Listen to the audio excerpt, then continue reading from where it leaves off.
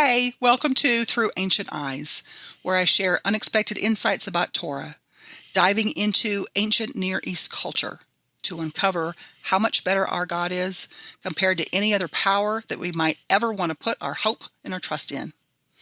I'm Gail Heaton, and if this is your first time, I also want to welcome you.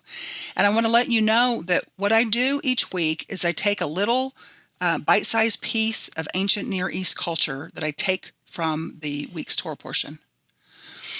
I do this because I want you to better understand the culture that the Torah was given. Because if you know what the ancients were up against, then you can get a greater sense of how God met them exactly where they needed him to. And when you can see what he's done for the ancients, I think that you might just trust him that much more in your own life. So we are in the Torah portion called Beshalach, and that means when he let go. So this is a hard one. I'm going to focus on the Red Sea crossing. Okay. So as you know, as the story goes, Pharaoh is fearful of the strength and the number of the Israelites. He's afraid they're going to revolt against him. So he has that horrible decree that the Hebrew baby boys would be killed at birth at the hands of the midwives. But then it's told to Pharaoh that the Hebrew women are giving birth faster than the midwives can arrive. So based on what we know from ancient Near East, ancient Egypt culture, we can kind of speculate that Pharaoh becomes alarmed at this point, and he's alarmed at the possibility that the gods are supporting the Hebrews. Okay. And if that's the case, then the justice of Pharaoh's plan to eradicate the Hebrews might be called into question. So it could be that Pharaoh reasons that if the gods there were certain gods that were responsible for protecting and blessing the birth process. Okay. If these gods were actually allowing the babies to be born before the midwives arrived, then maybe the gods really were not on Pharaoh's side. So there's a workaround. It's a horrible workaround to keep his evil agenda going. And that was the ancient water or river trial by ordeal. Okay. Trial by ordeal. You ever heard of that? First time I heard of it was in conjunction with the Salem witch trials. Okay. So trial by ordeal in the ancient Near East, that involved the accused having to do something that was either really dangerous or life-threatening. Okay. If the accused survived that ordeal, it was because the gods saved them. Therefore, the gods were pronouncing their innocence, proclaiming their innocence. If the accused didn't survive, it was because the gods didn't save them because they were guilty. Okay? So the idea there was that you would leave the judgment into the hands of this higher force, higher power. And the ordeal by water was just one of those sort of judicial methods that was used in ancient Egypt. In this case, it was to appeal to the Nile god. So one way to look at Pharaoh's use of this water ordeal is that he was, I'm laughing at the horror of it. It was like he was using it as a second opinion on the guilt or the innocence of the Hebrew people. But he was using what would have commonly been the method at this time. So water, that was used as a judgment because of this idea of the waters of chaos. And that figured prominently in this ancient belief system. And we've talked about chaos before, that formlessness and that disorder that was before the world's creation. So large bodies of water like the Red Sea, the Reed Sea, they became metaphors for chaos in the ancient Near East. You know, and I mean, and that makes sense. You know, imagine you're you're looking out at the beauty and the tranquility of the seas one moment, and then the next it might come up this unstable, violent, destructive storm. So to the ancient mind, that sudden switch, that changing nature, spoke to the encroachment of chaos. And that was something that was horribly frightening to the ancients. So, where God says in Genesis 1:2, he hovers over the waters, that meant something to the ancients. It meant that he's saying he's sovereign over the chaos waters. And the Hebrew word that's for hover, that indicated like, it had the same kind of meaning as a mother bird brooding over her chicks. So Pharaoh, he put the Hebrews on trial by throwing these baby boys into the Nile. And in Pharaoh's mind, he would then be justified by the watching world that if they died, they were guilty by the judgment of the gods. So Moses survives, right? And that would have been a sure sign that he was innocent in the eyes of the gods and therefore protected by them. So it makes sense that he was invited to live as the son of Pharaoh's daughter. But what we see in this Torah portion is that turnabout is fair play. There would come a time when these roles were reversed and Egypt would be put on trial by water.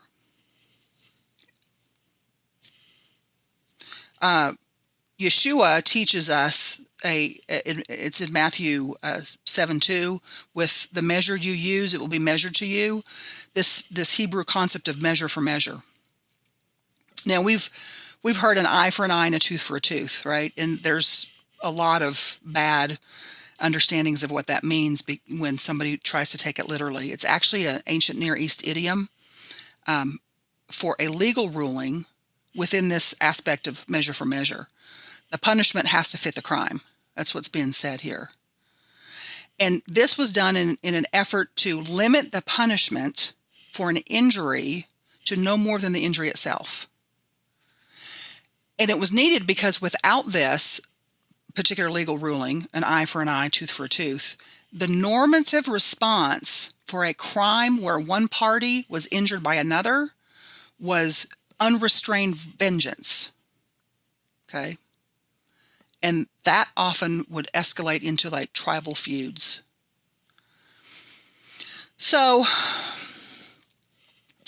Pharaoh had commanded his people to drown the Israelite boys in the waters of the Nile. And later his own army drowns in the Red Sea when they're pursuing the Israelites. So Egypt, Egypt as represented by the army, what's happened is that they were put on trial by the ultimate judge at the Red Sea. And news would have spread quickly as to who was found innocent and who was found guilty. Makes sense, right? From an ancient Near East standpoint, the crossing makes more sense now. The God of Abraham, Isaac, Jacob, he showed the watching world that it's not the gods of the chaos waters that determines one's fate. He alone is above all, even above the chaos. And again, to the ancients, this idea of chaos overtaking them, that was a constant threat. It was a constant fear. It was always on their minds. They were afraid that the chaos would overtake the world again. And the primal sea, or the waters, became like the realm, in their minds, the realm of chaos. So these waters were feared. And also the creatures that lived in the waters. They tended to take on mythological dimensions. The book of Job describes two water creatures, the Behemoth and Leviathan, right? Job 40:18. Its bones are tubes of bronze, its limbs like rods of iron. Job 41:25. When it rises, the mighty are terrified. They retreat before its thrashing. Psalm 74:14. It was you who crushed the heads of Leviathan and gave it as food to the creatures of the desert. So, what's being used here is ancient Near East language to communicate God's power on behalf of his people. This struggle between chaos and order, between fear and trust, this is a common theme throughout Scripture.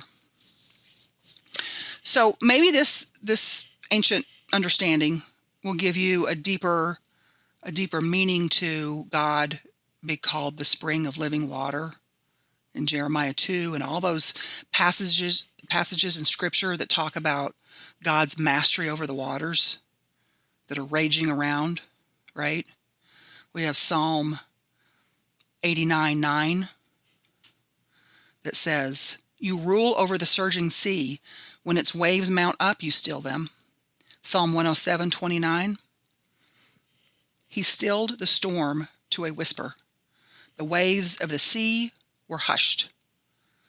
Psalm 46:1 through 3, "God is our refuge and strength, an ever-present help in trouble. Therefore we will not fear, though the earth give way and the mountains fall into the heart of the sea, though its waters roar and foam and the mountains quake with their surging." There's several stories of Yeshua that point to his authority to speak over the abyss and restore order, like all the references to being living water, rescuing Peter from the water, right? Yeshua walked on the water, and three gospel stories, three, tell stories of him calming the storm. Mark 4, Matthew 8, Luke 8. So in those places too, chaos is calmed through Yeshua. So what's being communicated here is that our God is a God of order, not chaos. That may not sound revolutionary to us today, but in the ancient world, it would have meant something really big. That from creation, it's God who brings order to the chaos. It's his proclamation of his authority over chaos, these waters represented. So, I wonder what might characterize our lives. Is it primarily order or chaos?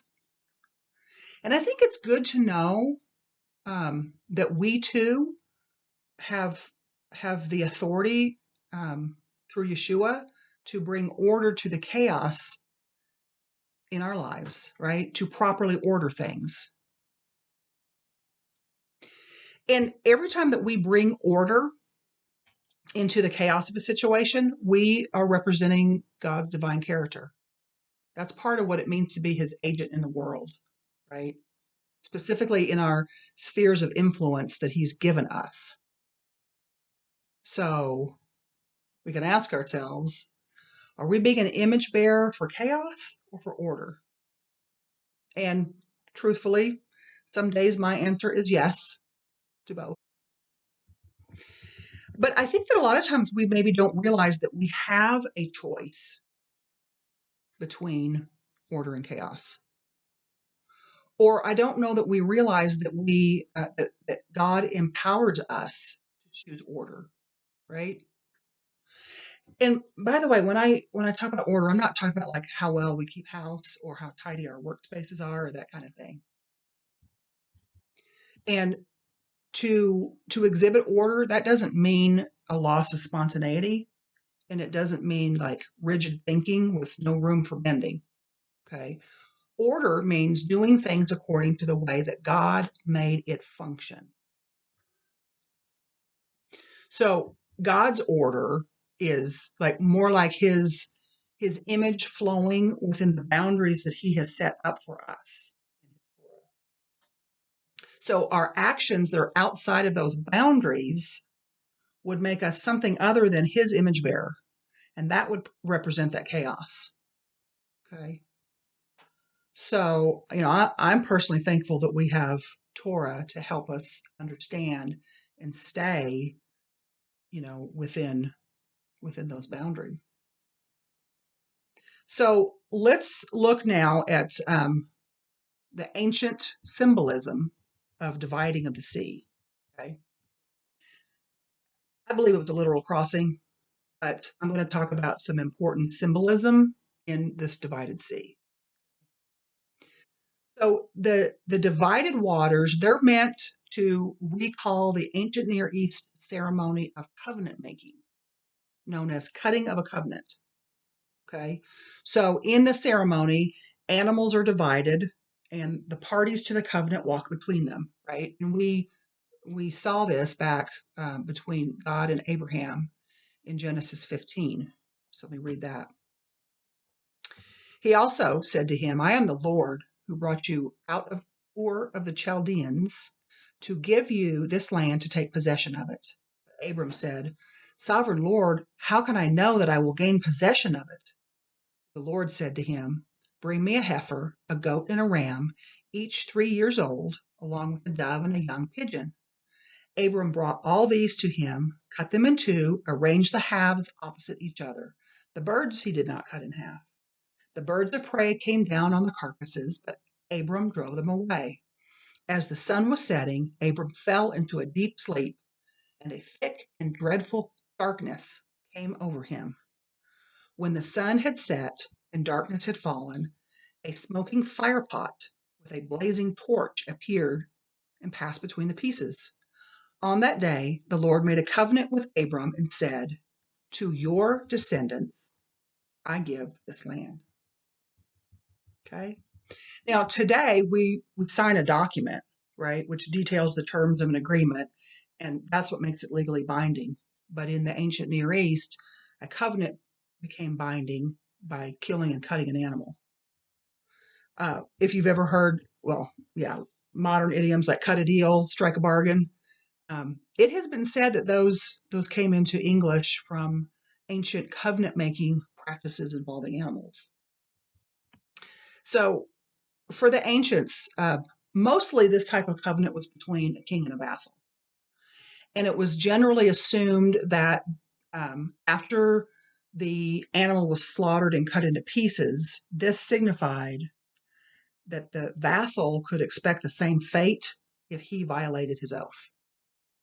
So it seemed to be that the slaughtered animal was both a sacrifice that ratified the covenant and also symbolic of the curse for violating that covenant.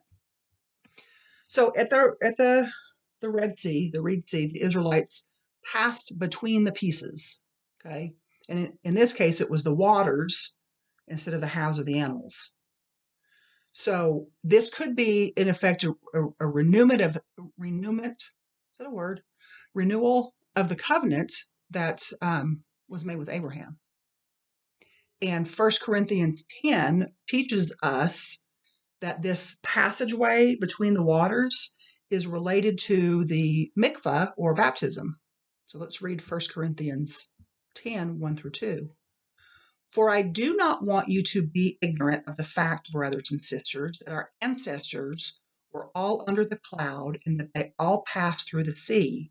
They were all baptized into Moses in the cloud and in the sea. Okay? So baptism or mikvah, that always symbolized a change in status. The Hebrews and the mixed multitude that came out with them, they walked through the waters as they changed from like a ragtag bunch of formerly enslaved to this freed nation of God. So the passage through the sea was kind of like a national rebirth of sorts. It was like a loud and a proud proclamation that the Israelites were indeed innocent of any wrongdoing that they had been accused of in Egypt. They were vindicated. I wonder, maybe you do too. Do you think that they felt the change in status immediately, or did they have to kind of grow into that, like their new identity? Because I think they had to grow into it. And I would imagine that after that devastating enslavement and then the devastating purging that took place through those plagues, that they were thoroughly traumatized. I know I would have been. And I know that moving past a wounding like what they experienced would not have been easy.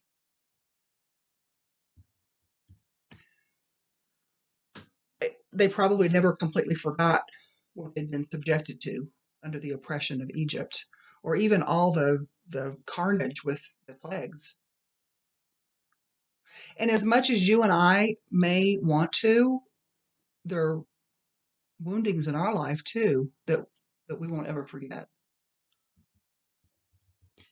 But maybe this Passover story can show us that moving beyond is possible.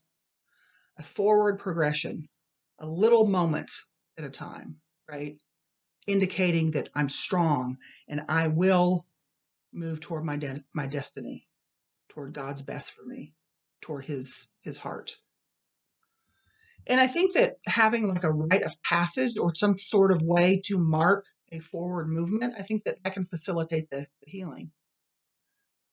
And I think that's also kind of what this passage through the sea can mean, moving into a threshold of something new. Not forgetting the past, but also no longer carrying the fear that the past trauma brought. And at the edge of the Red Sea, Moses, this is Exodus 14, Moses says this to the people: "Do not be afraid, stand firm, and you will see the deliverance the Lord will bring you today. The Egyptians you will see today, you will never see again. The Lord will fight for you. You need only to be still." Then the Lord said to Moses, "Why are you crying out to me? Tell the Israelites to move on." Rabbi Alan Liu has a interesting devotional. It's called "Be Still and Get Going." And he's distilled these passages that I just read into like a 5-step action plan for overcoming fear that results in trauma. So let me read those steps. First one, don't panic. So you remember to breathe in and out. And this is good meditative practice to center yourself when you're feeling that panic, because panic usually brings the past into the future. So, what you want to experience is the calmness of the present. So, slow, deliberate breathing brings us to the present like nothing else does. Number 2, pull yourself together. Don't act on your fear. So, at this point, when you're in your fear, this is not when you make any decisions or any movements, but be alert to the present moment. And this clears your mind. 3, see clearly. So you quiet the stories that you tell yourself that keep you stuck so that you can see more easily what's real. We don't have to believe every thought that comes to our minds. We can just notice them and let them go. Number 4, be still. So this is the place of surrender, trusting God to lead you through your own Red Sea. And then number 5, get going. Do what the moment requires, now that fear isn't leading you. So I find comfort knowing that the same Spirit of God that hovered over the waters at creation and that separated the waters of the Red Sea, that's the same Spirit, that's the same presence of God that broods over me and you to lead us to the other side of our woundings, whatever those might be.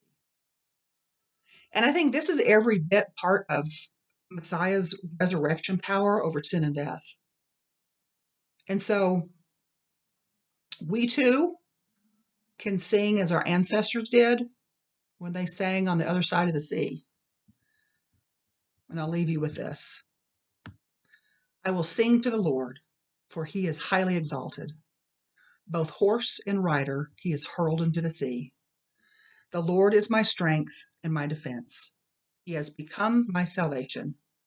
He is my God, and I will praise him. My Father's God, and I will exalt him. The Lord is a warrior. The Lord is his name. Pharaoh's chariots and his army he has hurled into the sea. The best of Pharaoh's officers are drowned in the Red Sea. The deep waters have covered them. They sank to the depths like a stone. Your right hand, Lord, was majestic in power. Your right hand, Lord, shattered the enemy. So I will see you next week in the next Torah portion. And until then, be blessed. We are richly blessed to bring you what we believe is the fullest, most diverse, yet up-to-date progressive teachings, discussion, and prayer programming you can find anywhere on this planet. Be sure to take the tour of the MessianicLambRadio.com website. I'm Susan Hoogie, thanking you for joining us on the Messianic Lamb Video Network.